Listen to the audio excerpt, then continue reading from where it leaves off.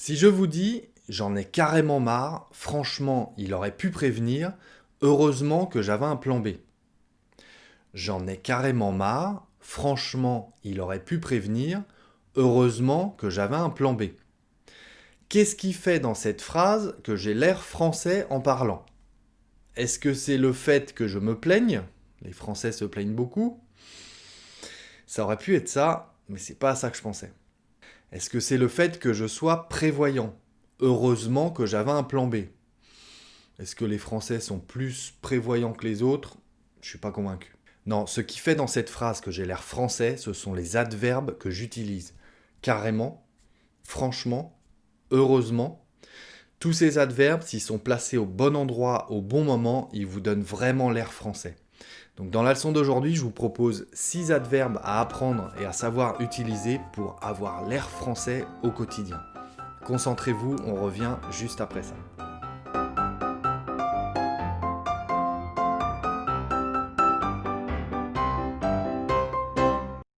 Bonjour à tous et bienvenue sur le français by Alex.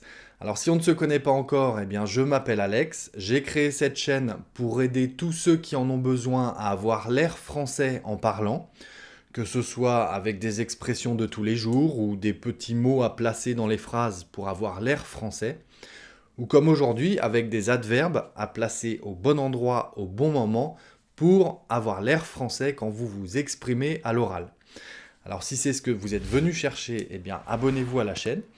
N'hésitez pas en fin de leçon à me dire si vous avez aimé la leçon ou pas et pourquoi pas me laisser un commentaire pour me suggérer d'autres sujets de leçon ou me donner votre avis tout simplement. Alors premier adverbe que je vous propose aujourd'hui, franchement. Franchement. Alors franchement est un variable, comme tous les adverbes d'ailleurs, et a deux sens différents. Avec franchise, de manière franche, directement, sans hésitation. Ça, c'est le premier sens. Exemple, il a franchement avoué qu'il n'avait pas préparé son examen. Il a franchement avoué qu'il n'avait pas préparé son examen. Voilà, mais le sens qui nous intéresse aujourd'hui, c'est surtout le deuxième sens, vraiment, beaucoup. Alors, on va l'utiliser et le placer dans la phrase comme un adverbe. Exemple, franchement, il aurait pu prévenir. Et ça veut dire dans ce cas, il aurait vraiment pu prévenir. Il aurait vraiment pu prévenir. Franchement, il aurait pu prévenir. Vous êtes très déçu parce qu'il n'a pas prévenu. Franchement, il aurait pu prévenir. Autre exemple, j'adore cette veste, mais franchement, elle est trop chère. J'adore cette veste, mais franchement, elle est trop chère. Encore une fois, ça veut dire dans ce cas que vous l'adorez, mais vous la trouvez vraiment trop chère. Franchement, je la trouve trop chère. Et dernier exemple, très souvent utilisé au quotidien, franchement, t'abuses. Franchement, t'abuses. Ça veut dire, tu abuses vraiment, tu exagères vraiment. Franchement, t'abuses. Le deuxième adverbe que je vous propose, c'est carrément. L'adverbe carrément a selon moi trois sens différents. Ça veut dire avec franchise, sans détour, de manière décidée. Exemple, il a carrément dit à son client qu'il ne voulait plus entendre parler de lui.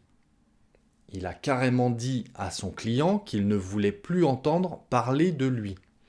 Ça veut dire il a osé lui dire, sans hésitation, de manière directe, il a osé lui dire qu'il ne voulait plus entendre parler de lui. Ok ? On peut aussi utiliser ce sens du mot carrément en répondant « Ah oui, carrément ?» Ça montre votre étonnement, votre surprise. « Ah oui, carrément? Il a osé dire ça? Ah, carrément ?» Voilà. Le deuxième sens du mot carrément, qui nous intéresse un peu plus aujourd'hui, c'est pour montrer vivement votre accord avec ce qui vient d'être dit.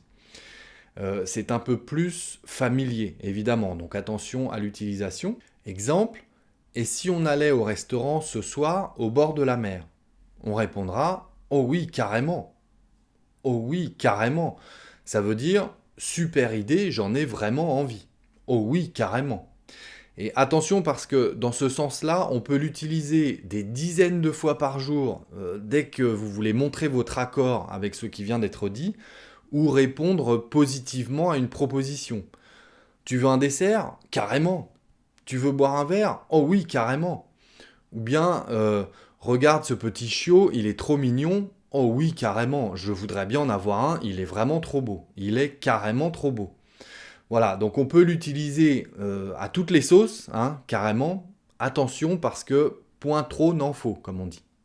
Et justement, il est carrément beau, ça nous donne le troisième sens de cet adverbe, c'est-à-dire très ou beaucoup.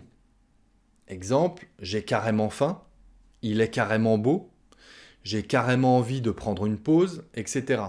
Ça veut dire j'ai très faim, il est très beau, j'ai très envie de prendre une pause.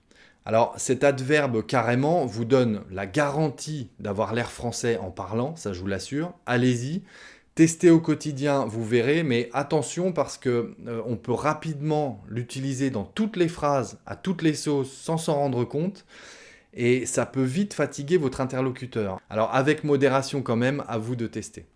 Le troisième adverbe que je vous propose aujourd'hui, c'est heureusement. Heureusement. Exemple, heureusement que j'avais un plan B. Dans ce cas, ça signifie par bonheur, par chance. Alors pareil, c'est très souvent utilisé au quotidien. Heureusement qu'il ne pleut pas aujourd'hui, je n'ai pas de parapluie. Heureusement qu'il ne pleut pas aujourd'hui. Ou encore, en répondant à une affirmation, on dira « Je n'avais pas d'espèces sur moi, mais j'ai pu payer avec ma carte ». On répondra « Bah heureusement ». Sous-entendu, sinon ça aurait été compliqué pour toi. Ou alors, un autre exemple, le livreur m'a appelé 10 minutes avant pour me prévenir de son arrivée. On peut répondre « Heureusement ». Heureusement. Selon le contexte, ça peut vouloir dire c'est la moindre des choses de prévenir avant son arrivée, de prévenir 10 minutes avant son arrivée. Heureusement, ça veut dire c'est la moindre des choses. Ou bien ça peut vouloir dire heureusement qu'il a appelé, dans le sens nous n'étions pas encore rentrés à la maison, heureusement qu'il a appelé. Voilà, heureusement est également très très utilisé au quotidien. Quatrième adverbe que je vous propose aujourd'hui pour avoir l'air français en parlant, par contre. Par contre. Alors par contre, ça veut dire en revanche. On l'emploie pour montrer une opposition entre deux choses. C'est comme au contraire, à l'opposé, ou même par exemple. Sa grande sœur est très studieuse et travaille bien à l'école. Par contre, son petit frère préfère passer son temps à jouer. Par contre, son petit frère préfère passer son temps à jouer. Voilà, ça montre l'opposition entre les deux. Par contre. Mais au quotidien, on peut aussi l'utiliser en début de phrase ou en mot de transition pour aborder un nouveau sujet dans une discussion. Exemple, nous avons fait beaucoup de sport cet été, qu'est-ce que ça fait du bien? Vous répondrez, ah super, bravo. Par contre, tu as vu, il paraît que les clubs de sport de la ville sont désertés en ce moment. Par contre, tu as vu, il paraît que les clubs de sport de la ville sont désertés en ce moment. Voilà, ça montre une opposition avec ce qui vient d'être dit, mais ça apporte une certaine transition pour aborder un nouveau sujet. Peut-être moins facile à utiliser ce par contre, mais une fois que vous avez compris, rien de tel pour avoir l'air français en parlant, je vous assure. Cinquième adverbe, trop. Trop. Et alors celui-là, vous l'aurez sûrement remarqué, il est carrément trop souvent utilisé, alors à vous de jouer. Trop à la base, ça veut dire en excès, plus qu'il n'en faut, en quantité supérieure par rapport à ce qui est nécessaire. On va dire ça comme ça. J'ai trop mangé, j'ai trop bu, je roule trop vite, etc. Ça veut dire exagérément, extrêmement. Et en français familier, on a tendance à tout exagérer comme ça. Est-ce que tu as faim? Oh oui, trop. J'ai trop envie d'une bonne salade niçoise, par exemple. Ou bien, tu ne trouves pas qu'il aurait pu t'appeler ce soir? Si, trop. Ça veut dire, si, tu as raison, il aurait vraiment pu m'appeler. Oh si, trop. J'insiste, c'est du langage familier, à utiliser avec vos proches, mais pas avec des inconnus ou des personnes que vous voyez, hein. On reste dans le langage familier. On peut dire aussi « c'est trop bien », « c'est trop cool », hein. Ça on l'entend très souvent aussi. Avec modération, mais voilà, testez quand même au quotidien, on peut l'utiliser très souvent pour avoir l'air français en parlant. Le 6e adverbe, on l'entend très souvent aussi, c'est « apparemment ». Alors apparemment, ça veut dire d'après les apparences visuelles, ou selon les dires, hein, selon ce qui se dit. Alors selon toute vraisemblance, comme on dit aussi, hein. Exemple, je crois que j'ai rayé le coffre de la voiture. On dira en regardant la voiture, bah oui, apparemment, c'est voilà, une apparence visuelle, on le voit, donc on dit oui, apparemment, je vois. C'est une constatation visuelle. Et on peut aussi dire, apparemment, tu peux trouver moins cher ailleurs. Apparemment, tu peux trouver moins cher ailleurs. Ça veut dire que vous savez, hein, on vous a dit, ou vous avez appris quelque part qu'on pouvait trouver moins cher ailleurs. Apparemment, on peut trouver moins cher. Donc, vous le supposez. Voilà, c'est idéal cet adverbe pour supposer quelque chose. Apparemment, on peut. Voilà, alors avec ces 6 adverbes, vous verrez qu'on peut faire des mix sympas, du genre il est carrément trop gentil, ou franchement c'est carrément trop abusé. Allez, on peut même imaginer la tournure, c'est cher, mais par contre franchement c'est carrément trop bien apparemment. Bon, ça fait beaucoup d'adverbes, hein, on est un peu dans l'excès si on utilise autant d'adverbes dans une même phrase.